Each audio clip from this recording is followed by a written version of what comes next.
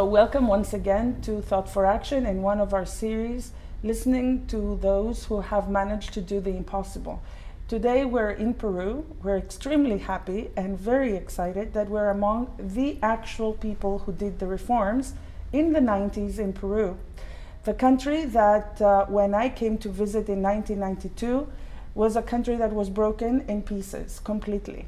Defaulted, it had a wave of cholera, it had an extraordinary wave of social unrest that had resulted to several thousands of people that had died in their, what they used to call their civil war, which was a terrorist attack from Sendero Luminoso, the Shining Path, and MRTA, the Movimiento Revolucionario Tupac Amaru.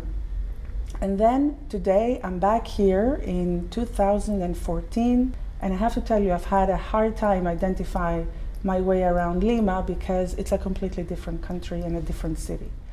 And we're here to actually witness how did that happen. It is true that we all, in crisis, when we are in countries that are striking economic crisis, we tend to think that there's no end, there's no future, or there's no light at the end of the tunnel. But we do have very good examples of actual changes and transformations. So among us, we have, to my right, Roberto Abusada.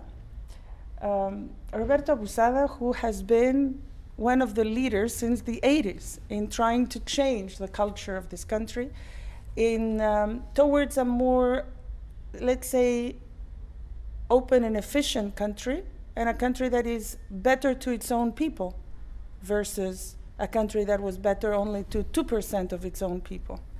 And then to my left, we have Jaime Yoshiyama, another extraordinary leader of reforms that led a lot of the privatizations and a lot of the economic changes of the 90s. And Manuel Sotomayor, a leader of the empresarial Peruvian, how do we call this? A leader of the entrepreneurs of Peru, who has served as vice president and president of the Commission of Entrepreneurs in Peru throughout the 90s. So let's start with Roberto. Roberto, you have been a minister, vice minister of finance and of trade in the 80s. Then in the 90s, you were leading the economics team with the Minister of Finance and drafted all sorts of reforms. And you were the shadow minister and the actual minister many times. I would like to know, and I'm sure every one of our audiences has received some of their messages the days before, knowing that we will be talking to you.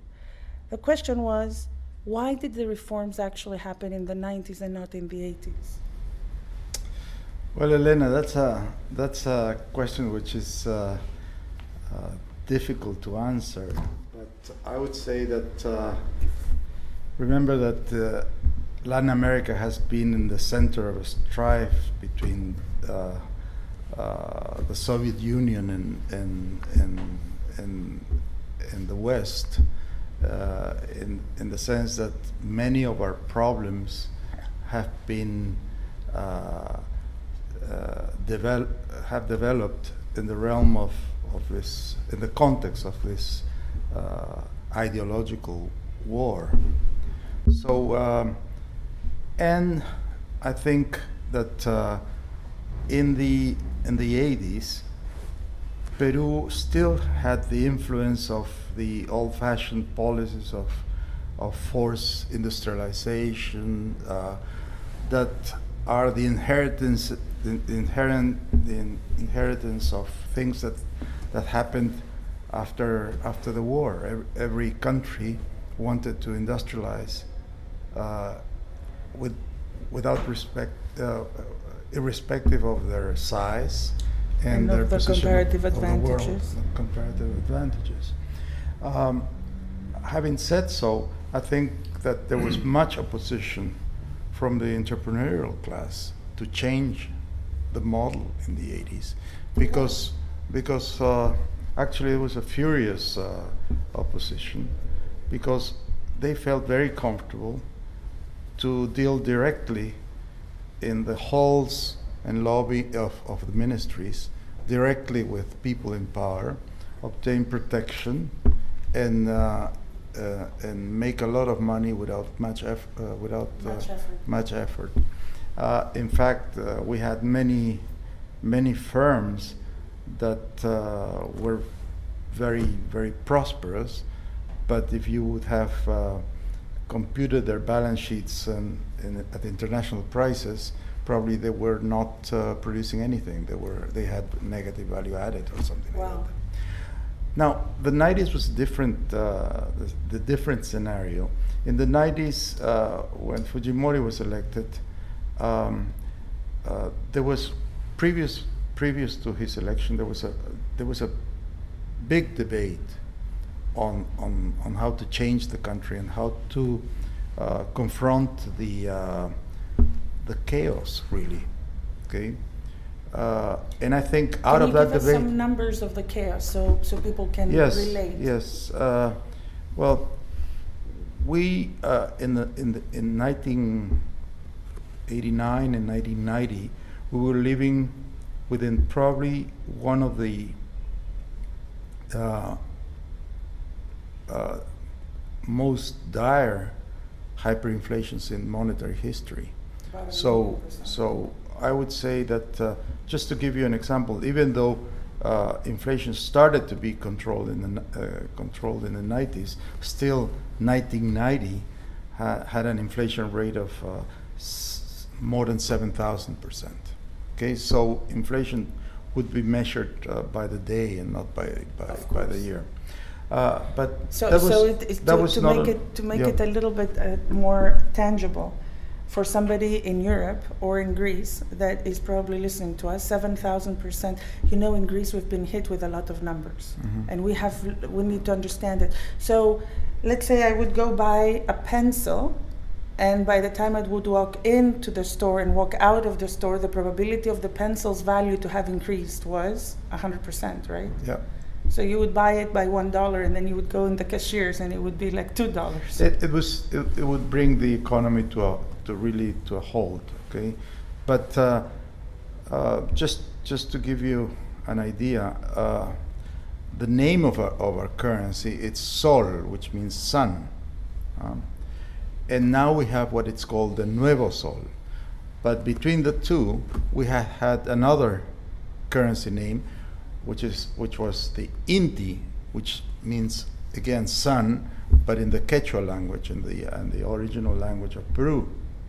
The old sol was converted into the Inti by taking 3 zeros by striking 3 zeros. And that was in the 80s? Yeah, at the end of the 80s. And then to convert it into the new sol, we struck 6 zeros. So in fact, 1 sol of today, a new sol, is equivalent to a billion soles antiguos, okay? Which is something that it's mind-boggling. When I say a billion, I say it in the American sense. Elena, let me interrupt. You said they gave the example of the pencil. It was not in dollars. It was in local currency. In local, I just make it in. No, it's not that $1 and you went out and the value was $2. No, it was the same $1. And in the local currency, it was twice. Okay, very good point. And I remember that supermarkets, they had to close, say, at 7 o'clock night, instead of closing, say, 10 o'clock, and took about 6 hours to change prices every night. The whole supermarket. You go to a store and buy a pencil, and the price says 100, and then next day, they work 3 or 4 hours to change all the prices of the supermarket. So you go there next day, and it's 200. Wow. That was and I remember that when you take a taxi, say a taxi takes half an hour to go to your destination, you can arrange 100, but by the time you are leaving the taxi, you have to pay 150 because of the fact that during this time. This is the best way of explaining it in a way for actually. It's amazing. It was amazing. No? Yeah, yeah. Our European audience, especially our Greek audience, can understand the taxi better because we do use often cabs. They're relatively inexpensive. They cost slightly more than you would have, you know, a little more than your public transportation. Imagine all those people going in with €3 and wanting to get out, and they have to actually pay 5. Yeah, well, actually, many people were describing Peru at that time as a failed state, okay? Because it was not only hyperinflation. We had lived through a period of terrorism, which really made life totally unstable for the Peruvian family, and on top of that, we were severed from the international financial system for probably 5 years. We had been severed from the international system. So in fact, we had no credit. We couldn't resort to the international financial institutions. We were declared ineligible for the International Monetary Fund support because we were in arrears with them and with the World Bank and with the IDB. We were in arrears with them. It means that we had not, the country had not paid any of its debt back to the World Bank and the IMF. It was unilateral. It was unilateral decision not to pay, and as a result, the World Bank and the IMF and the Inter-American Development Bank were not. So you asked what's the difference between the 80s and the 90s, and in fact is that we were looking at the abyss, and when you look at the abyss, you do what you have to do, and so there were policies that were unheard of in any country. For example, gasoline prices, they were raised by almost 4,000% overnight, okay? Formally. Yes. Then most prices were just declared to be free, okay? So no price controls. To be liberated, yeah. No interest rate controls. No exchange rate controls. So after these measures were taken, it looked like the cities were attacked by a nuclear device. But just as months progressed, you could see all the entrepreneurship of the people generating more and more output, prices starting to very slowly to come down, because we could not.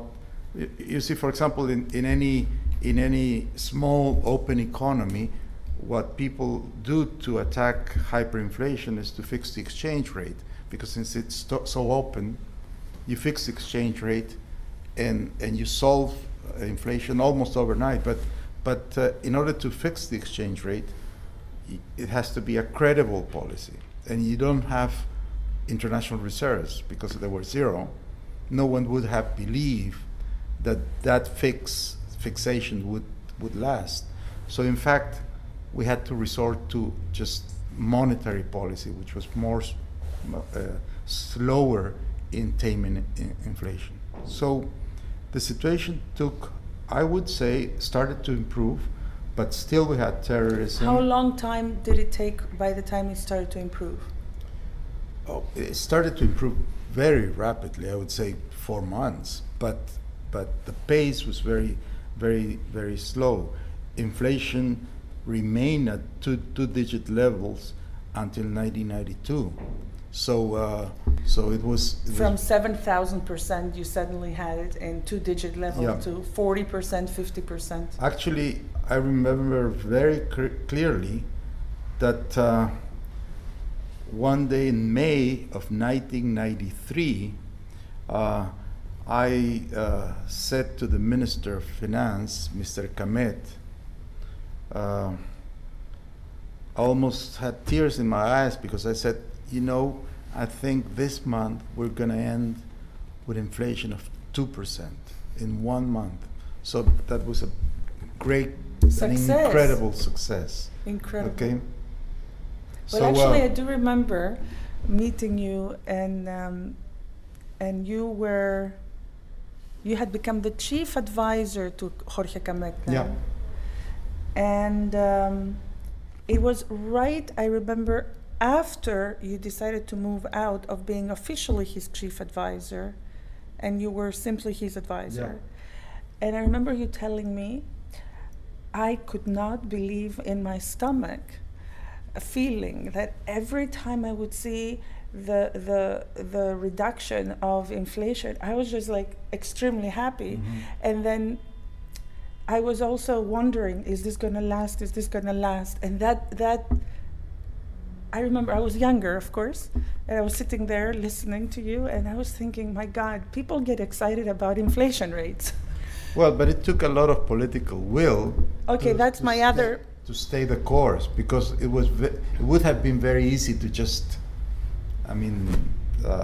go back to the old policies. So here is my question. We're doing this because we are right now faced with an extraordinary crisis in Europe that starts in Greece. It's a little more complicated in the sense that we don't have a monetary policy to control ourselves. But it is true, however, it resonates in my ears that we still have a lot of private sector that is very much in cahoots, if you wish, with the government, and that only makes sense because government has been so strong for all these years. So in order for the private sector to survive, you have to engage slightly with government. But here my question comes, the tipping point. Is it from the top to the bottom, or is it also from the bottom to the top? And was it really the controversial period of Mr. Fujimori, of engineer Fujimori?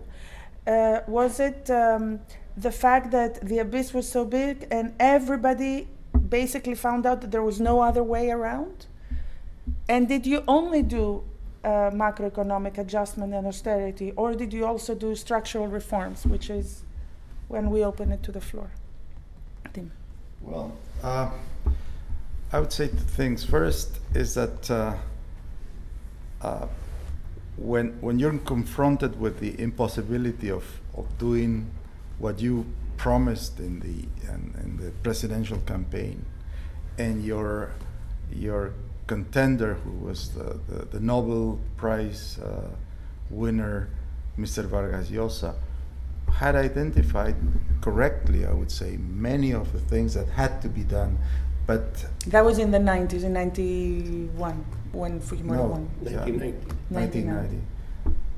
For the people at large, it looked so unlikely that something so strong could be done and we could resist that in fact people voted for the other candidate in many ways because they could not accept the idea that a tremendous shock will hit them again. Will hit the economy, and they wouldn't realize a way in which you would exit from this. So it's very much like in Greece. You've been living in a prosperous environment, in stability.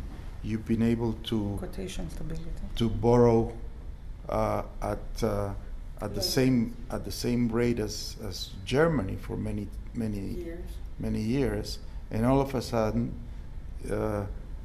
you look at your numbers and they don't add up, and what you have to do is to do so many to take so many painful measures, particularly in the fiscal side and social programs and subsidies and the role of the state, that people The sometimes you won't find the political will, or the people are not mentally ready to accept this. How many years have you been going through these reduction of economic growth in Peru?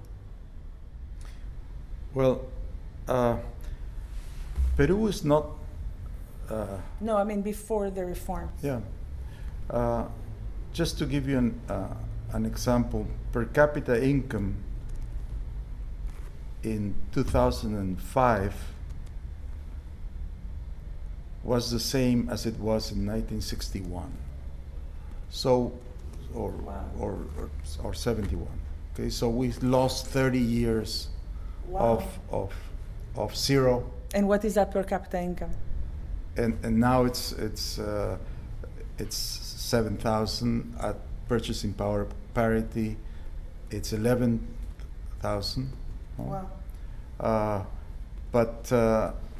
But it's grown very much in the last 10 years. 10 years, yeah. The average rate of the last 10 years has been 6.5%, and inflation has been in the order of 2.5% per annum. Okay, so it's similar to that of the United States. But we can say that it is a country that is rich in terms of natural resources, right? You're rich in commodities, in mining and good fishery, fish meals, and I'm looking at Manuel because Manuel has been the CEO of one of the extraordinary production of fish meal. And if I may, just to move a little bit on to my left and ask Manuel, give me slightly, this impression of, I find it very interesting that the empresarios, the entrepreneurs, they're kind of like, we're kind of happy for so long working together. But that entrepreneurial environment was rather thin, correct? It was few of a small percentage, if you wish, of the activity was entrepreneurial. You didn't have a very thick entrepreneurial activity. And we had that conversation together, the two of us, of that one having changed its culture to engage into the reforms themselves. And I would like you to talk a little bit about your commitment in doing so as a head of CONFIEP and also as the person that created Peru 2021. Yes, well, you were talking about change. I believe change comes from the top down.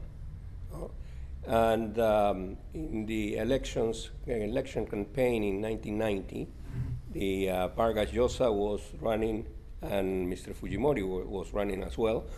And Mr. Vargas Llosa went all over the country with these ideas of what needed to be done to correct inflation. It was these shock measures Roberto was talking about. And not only the shock measures to stabilize the country, but Vargas Llosa presented the scenario of what would be the country after the stabilization. And he had a vision of a free economy in all aspects under a democracy. No?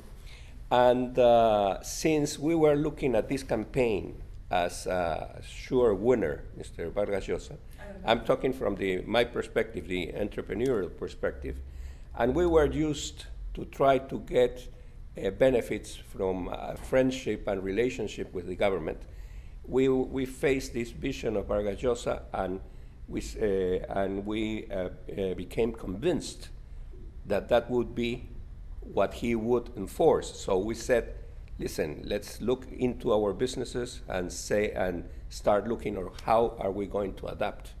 So this made within the entrepreneurial community a long discussion began in order to, or what we were going to do. Now, as Roberto was also pointing out, at the beginning of Mr. Fujimori's government, when this shock therapy was applied, we were convinced that we had to give full support. even if that worked against our interests. Immediate interests. Yes, of course. And certainly there were many entrepreneurs that simply went bankrupt or fell along the sides because they had small artificial businesses. I mean, it was not their fault. They created. You remember in the 60s and 70s that the import substitution was in full vogue all over. So we had an import tariff structure to favor this. So when all of this was removed, there were many industries that were artificial. So you either had to change and adapt, and many did so. Huh? Many did so. We have excellent examples like the ceramic industry, Peruvian ceramic industry, has been able to face Chinese competition extremely successfully. Wow. No? But anyway, and then because what Roberto was saying also, you have to take a look at the context we were living in. Internationally, you know, the Berlin Wall was over, and we had in the 90s the Washington Consensus. In Peru, we had this dramatic situation with terrorism. There was a point that in our city, Lima, there were on average 60 explosions every day. I remember that. So it was really like a war, and the economy was destroyed. So everything has to be looked in context, and that's, you asked me about Peru 2021, and so we were business people that were in our late 30s and that had decided that our business was here, our families were here, and we have decided that we had to do something in what we saw as a war. So we started to talk, where is my position in this war? What do I do? So a group of us, around 50 or 60 business people, we started to work on this organization, Peru 2021. And we decided, we thought, and it has been proven right, we thought that as our main contribution as business people was to change ourselves, how we view the future in this country. And we believed that if we, the leaders, CEOs of different companies, all had a common vision, you would then turn around and implement in your way what this vision in your company, and then you start to spread out. 2021, by the way, is a bicentennial. You know, it's one of the commonalities that we have with Peru. You know, the Greeks, we received our independence from the Ottoman Empire in 1821 as well. Mm-hmm. Okay. Well, you did not receive it from the Ottoman Empire, from the Spanish, but you know, it's still 1821. It's a very important date for both of us, both our countries. Well, anyway, so and we introduced the concept of business for social responsibility as a tool. Because when the companies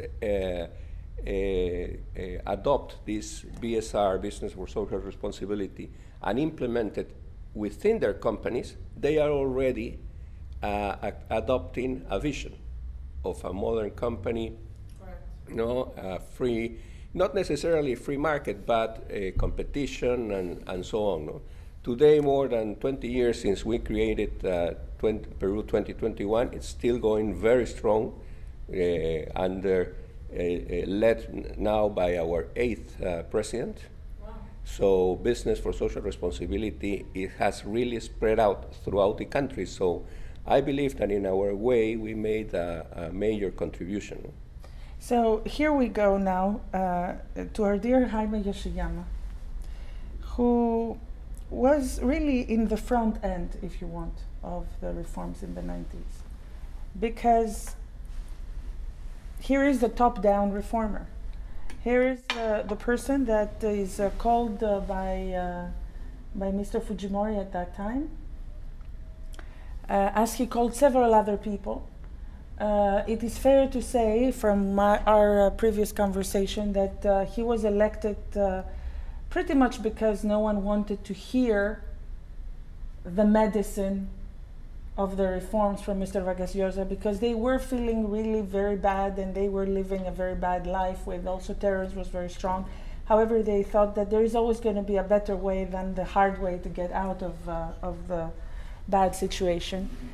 So here you come, and I remember meeting you when we were doing the privatization programs in Peru. And then again, our paths met again when we were engaged in the deep structural reforms of providing security of ownership in Peru, which is one of the unique experiences we have in the world. You know, security of assets and security of ownership are the basis for economic growth. And Peru has managed to do that. And it's extraordinary to talk about it in a theoretical basis. It is very interesting for me to be able to report about it, but it's really exciting for me to be able to have you all here and now ask you, how did you manage? I know it sounds like a vague question, but how did you really wake up in the morning and you said, "Oh my God, I have to privatize 300 state-owned companies"?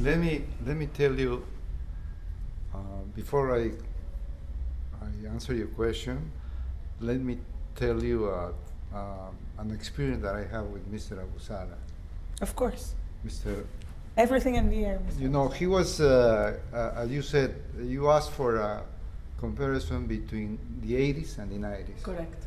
When he was advisor of the Ministry of Industry at that time, in the 80s. And he was Vice Minister as well, right? Why things didn't change in the 80s. Yes. At that time, I was running a company producing adhesive tapes. And I remember that I was a general manager, and all my profits I made in my company was because I have a very high tariff protection. I mean, I have a tariff protection, I think, at 120. Wow. Meaning that if somebody wants to import adhesive tapes from abroad, they have to pay 120 out of the addition. So my life was very easy. My job was to talk with the advisor and tell that this thing should be always permanently, you know? So yeah, I went to his office. That rings a bell, huh? No. Back so I went to America. his office because he was talking to the press that this thing should change. So I went to his office. He may not remember now because so many years ago. I remember exactly. And he said to me, "Look, Jaime, this is going to change. This is going to be not 120. This is going to lower to 60, then to 40, and then to 10. So I listened to him half an hour and finished the meeting, and then I went to my board of directors and said, I met the guy who is really crazy. He thinks that this is going to happen. It will never happen. But just in case he was right, we started doing modernization in the company. So 2 years from now, from that 1 year from that meeting, I went to Switzerland and bought the newest technology. Today, these companies are still working under my family management, and it's exporting all over the world because of the fact that the tariff protection went down to 10%. Because you managed to adopt your What's the tariff today for adhesive? I think it's zero. That's zero. zero. So I think that this change that happened to me has in the minds of all the entrepreneurs, because they had to adapt what this gentleman said some almost 30 years ago. So this is my first experience. So that's why I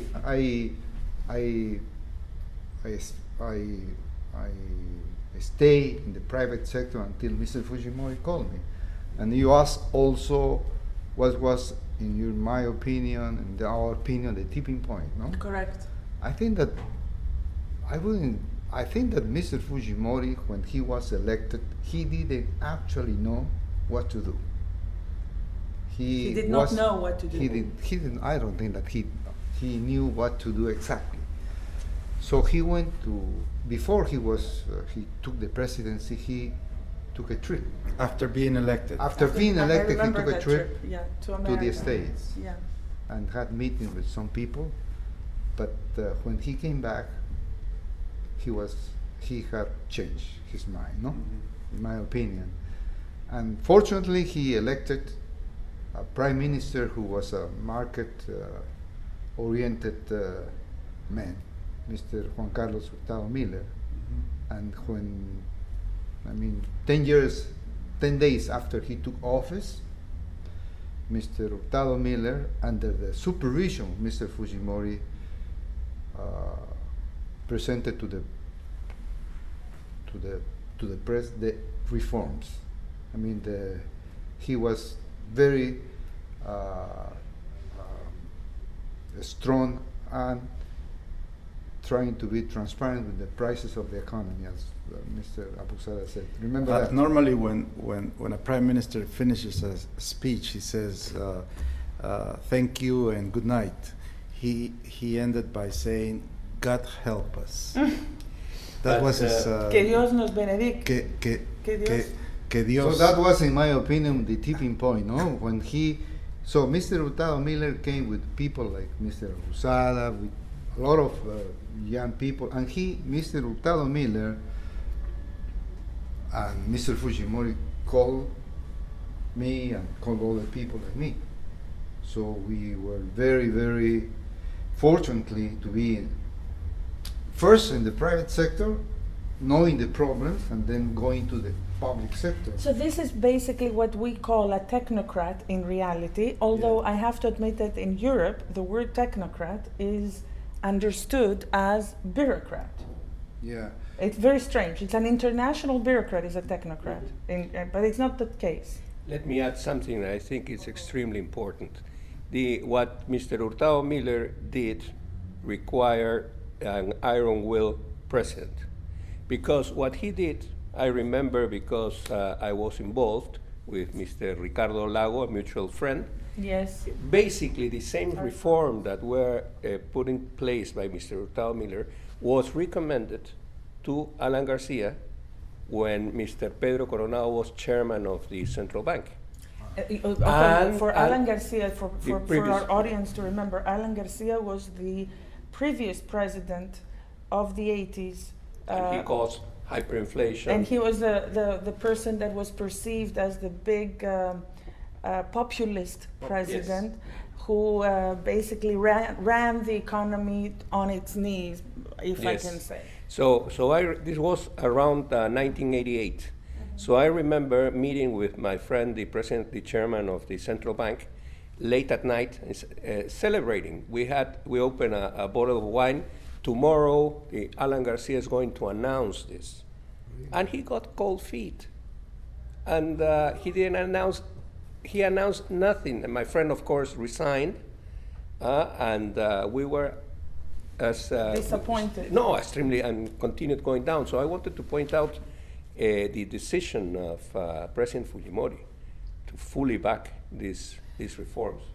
Well, there is no one more to second that than myself, because, as you know, I've also been involved slightly in Greek politics, and the back and forth and the undecisiveness and the U-turning, and yes, at 10 o'clock we're going to do this, and at 11 we do something else. It's the worst thing if you really want to have a course of reforms.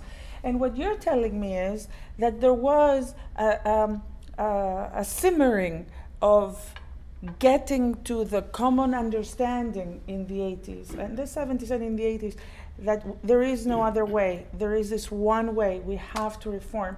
And then suddenly, for good or for better or for worse, Fujimori gets elected, and he doesn't know really what he wants to do. Yeah. He figures it out in these.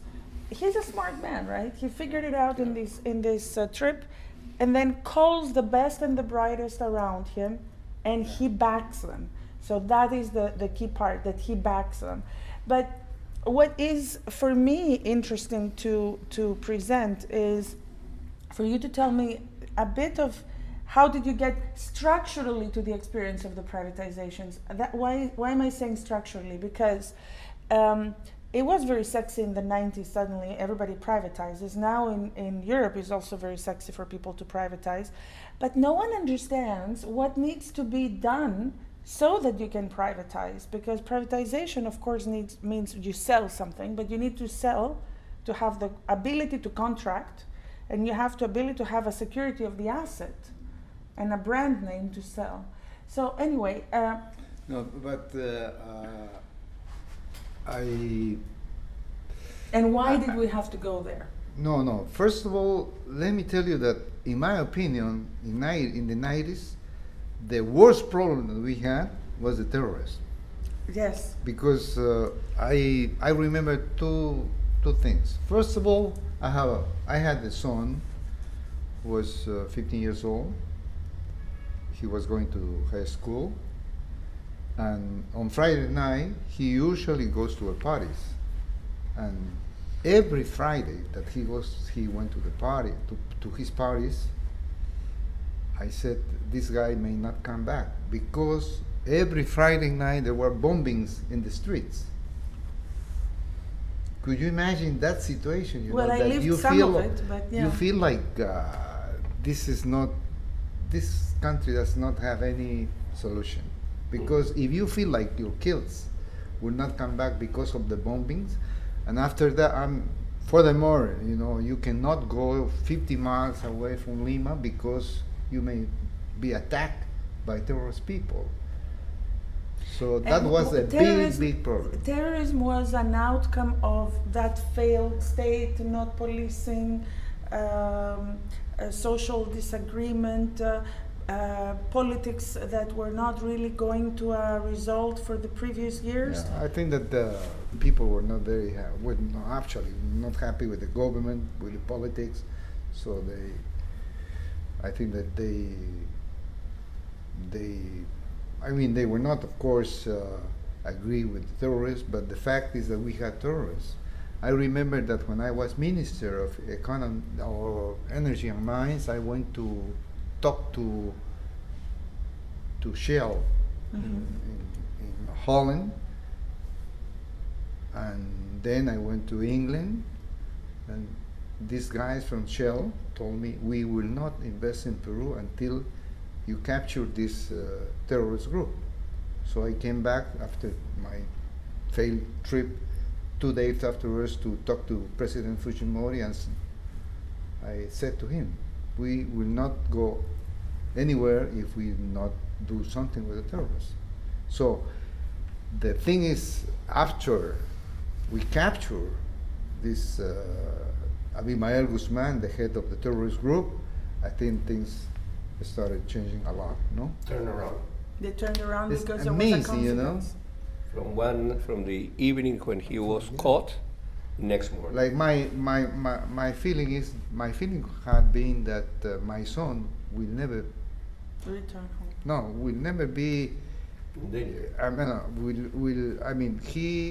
I said my son will study in the States and stay in the States or in Europe. Yeah. He will. And he doesn't have any future in this country. Yes. So now my son lives in Peru. He's the owner of the company that I talked to. So everything is happy right now. But at that time, nobody had any doubt that this country was going like this, It's interesting because you can discuss ad nauseum the origin of terrorism. I think many people ascribe causes to it, poverty and neglect, etc. But I think it was an ideological movement, a Maoist inspired movement that started in the universities and people that were well off. So you cannot. It's very difficult to put your finger on one cause of terrorism, But having said so, it's obvious that the precondition to prosperity or to growth or to development or to whatever is peace. Now, it's paradoxical to think that the previous government was a socialist-inspired government. Alan Garcia and his first government was a totally different Alan Garcia from the one that you have had recently. Yeah, and so he was a socialist, but he tried to raise the role of the state in the economy, but at the same time, with his policies and hyperinflation and all that what we've been talking about, he managed to destroy the state. So when Fujimori came to power, the state was just a shell. You had ministries and no substance. But you couldn't have substance because you couldn't pay you couldn't pay salaries because the tax burden, which is something like I don't know, 60% in Europe, it was 4% in Peru. So with 4%, you cannot even meet the needs of the basic needs of a government to function. So there was no government. There was no power. There was no. So all the typical governmental tasks were privatized de facto. So people had private power, electrical power, private security. I remember the private electrical power. I remember that everybody had a generator in the back of their home, and there were very few hotels, and all of them had to have their generator. So it's curious that somebody that has the objective of making the state bigger ends up destroying the state, which is crucial for any nation to. It reminds me slightly of what has happened in Greece, where we had everything in a way centrally planned, and the center kept growing. In other words, the government kept growing, but there was no center decision-making process. Mm-hmm. So in our case, it's not just the fact that we don't have the money to pay for it, but we also don't have direct rules and regulations that are very clear. And that's where I would like to go to the structural changes that you actually went through. I think that, you know, that these people from the Ministry of Economy and Finance told us that one of the reasons why the economy was doing that badly was because of the state-owned enterprises, you know. They said to us that about 20% of the total economy was being run by this inefficient public. 20%. 20%, almost 20%, no? Yeah, but at the same time you had controls, which is a way of you know that the petroleum industry, the mining industry, the telecommunication industry, the paper industry, the cement industry, the mining, trade was all owned by the government. Mm-hmm. So they were, and this 180 public enterprises were losing $5 million every day. As a result of that, the government had to print money, and that comes this hyperinflation. So from that moment we said we had to kill this as an efficiency. No way, there is no, this has to be black and white. And to do that, all the recipes are there, you know. Mm. The only thing that needs is political will, a strong will, you know. Mm-hmm. And we knew that Fujimori had this political, because feeling, you know, right. He was very, very strong. I tell you one thing, like the telecommunication industry in this country, at that time, we had about 2 telephones for every 100 citizens. 2 telephones. For every 100 citizens. For every 100 citizens. Whereas at that time, 20 years ago, in Switzerland was about 80 or 100 telephone for 100 persons.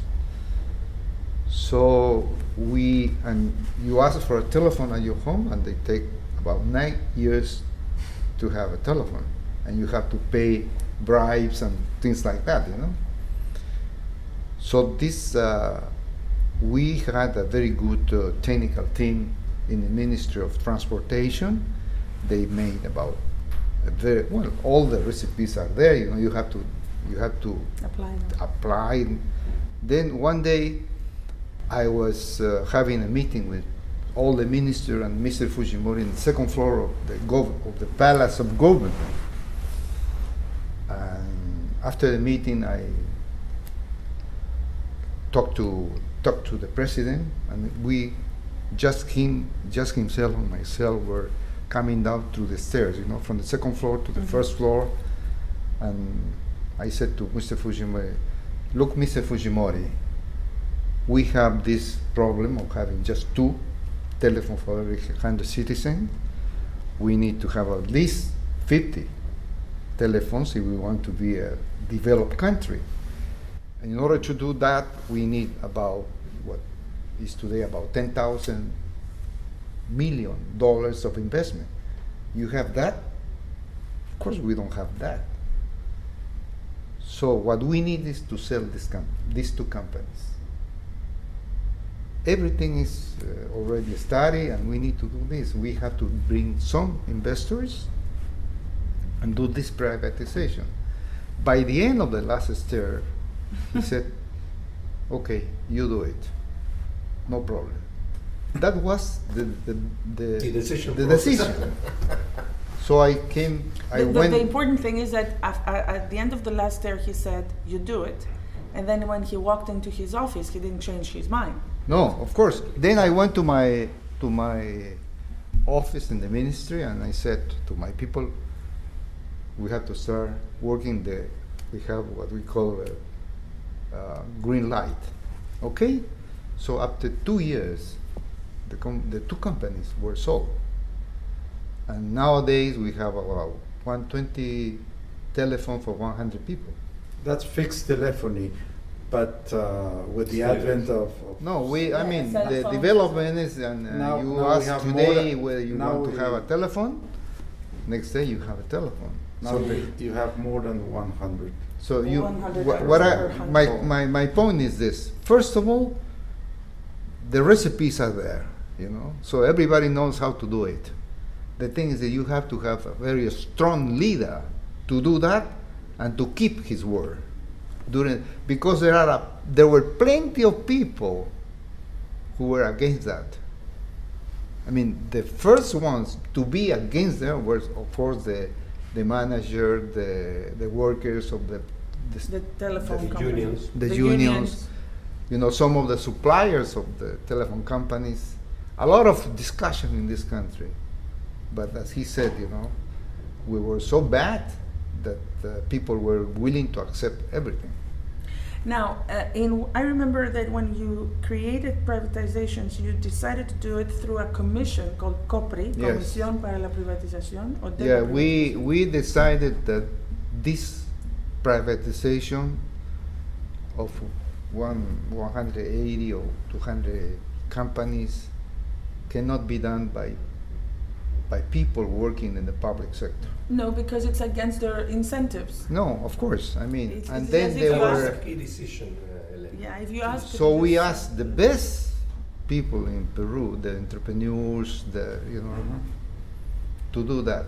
For instance, we in the telecommunication we call people who actually work in the private sector from the same experience that we have in the telecommunication, we have in mines, we have in petroleum, we have in paper, we have in cement. All this decision process with the president of the country worked like this. So we were very happy to do this because we always had this backing of the president. He never thought that we were corrupt, we were doing some, monkey business. So the thing carried out, and today nobody's in jail of that. No discussion about that the privatization was a very clean process. So if you ask me what was the reason why we do this, what was the reason why this was successful, was the political will, mixture with very technical people of the private sector. And when you have technical people, they know who to ask for advice. So you had the best investment bankers, you know, negotiating contracts with possible investors. So you had people with the same understanding, the same understanding, and the same. And of course, let me finally say about this, that these the small committees for each company that we selected from the private sector were all of them were very highly motivated, because the incentives, as you said, were there. If this thing were going to be privatized, they will be very happy, they will be... yeah, they will have accomplished something which has been impossible so far. We ask you and the World Bank to bring the best people in the world that give advice to how to privatize. I mean, like you have a seminar for salesmen. Yeah. You brought people from Australia. You brought people from We did England. Several seminars, several workshops. Several seminars, yeah. you know. So Elena, let me expand a little bit on education. Another reform that they did during the government of Mr. Fujimori, they allowed education for profit. Yes. Okay, so this problem, private education. Exactly. So something is curious is going on right now. If you take not the higher income districts in Lima, but the others, no, that's around Lima, 80% of the education is already private. Do you know what is interesting, Manuel? When I was also working here with you guys, I had noticed that the work of privatization de facto had happened. Exactly. Because in reality, the government was there, but was really not serving anybody. So when I was going to the provinces to check out what's happening with the teachers and the level of education and so on, the parents' associations of the villages would get together and collect money to pay extra the teacher, because the teacher was only showing up once a month, and during the remaining of his time he was doing another profession to make up for the not very high salary he was making. So they were paying for that extra for him to stay and teach. But of course, that was an inefficient manner, unregulated if you wish, of privatizing. And in a way, I may say that the reforms of the 90s, if I may say, brought to equilibrium, if you wish, what was already happening in bits and pieces in the country. But what would you prefer now to see for Peru? Well, I think that education and judiciary system has to be changed, but furthermore, I think that there is one thing that you always write about it, is the labor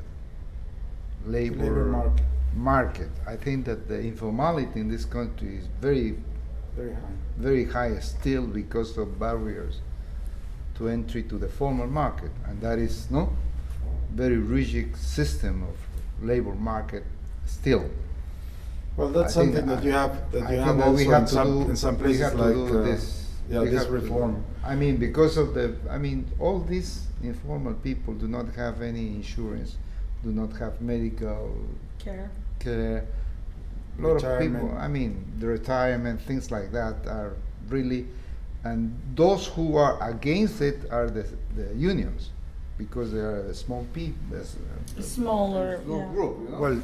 Well, unions are very, very small in Peru, but in general, you could say that we have strong social, we have legislated very favorable rules for workers, but for a small part of those workers, and costs are very high.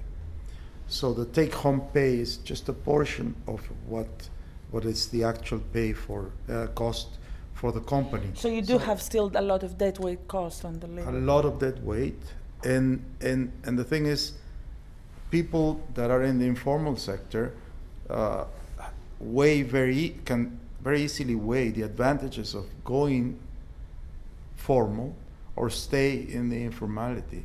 And if the costs of formality are higher than the benefits, well, it'll be difficult to make good strides. We did some sort of pilot program with the agriculture sector. That was a great thing. And you know, this law still exists, and the agriculture sector was like this. And wages. We have full employment in some of the regions where we applied that law. What was that law about? Well, it actually made hiring and firing more flexible, and in the agricultural industry. In the agricultural, and you could have contracts, seasonal contracts. In fact, that has raised, I would say, by 7 times the wage. This has raised the wage by 7 times. I think you cannot find workers anymore in many regions in the country. I have agriculture company in Ica, and we don't find workers easily because they're full. Ica is the southern part of Peru that is looking very Mediterranean. And also, another reform that I think that we need to do is about the water system. The water system in many of the provinces of Peru, state-owned companies are running the water system, no? So all of these state-owned companies are really very inefficient. You know, they are losing water, they are losing money. We have to privatize all of this. This is what we will. This is an interesting point. So I would like to. First of all, to say that this seems to me very. I've learned a lot of things. Although I thought I knew quite a lot, I still learn more, and it's really beneficial for the You know, we cannot do in Greece what we used to do here and in other Latin American countries. These, impactuous workshops of very high-level people. Exactly because it's, first of all, very expensive to bring them in and do the workshops that we used to do with you guys. And also because, frankly, I don't think there is an appetite for change throughout the whole system yet. There is an appetite for change in the political level, and the language for change is there. There is a lot of change that's happening from the side of the Ministry of Finance, but there is not yet that simmering that you were talking about. Unfortunately, takes time. However, and this is the objective of Thought for Action and the objective of our foundation, is to bring as much as possible from the horse's mouth to the well-educated middle class of Greece, because Greece has a distinct problem from Peru. We did have a middle class that is vanishing. We are not growing, yet we do see a very big split between those who have and those who don't have. We are shrinking and we're going backwards more to where you used to be. Therefore, I would like to now invite you to, we will put this as a video on our internet, and then we will distribute it also to the international media. So questions that may come in writing on our blog, maybe you wish to be engaged in responding occasionally, if you wish. Of course. And maybe we can invite you in our beautiful, it's still a beautiful country, it's magical, no matter, exactly, no matter what bad happens in Greece, it is Greece. It's a beautiful Hellas, it's an extraordinarily happy place to be. I'm there for the last 4 years and I'm very happy to be there. And I would like, in that note, to thank you profoundly for your time. Thank you not only for your time, thank you for your generosity in being such great human individuals that engaged in the betterness of your own people, there is nothing more beautiful than that. And thank you for wanting to share that with us. Thank you, Elena. Thank you. Thank you, Elena. Thank you, Elena. Thank you for sharing it. And we will like to thank you very much for being with us and engaging in this rather exciting 1-hour conversation. And please do ask us many questions as you wish in our little blog, thoughtforaction.org, or Thought for Action on our Facebook. Thank you again, and we'll see you soon.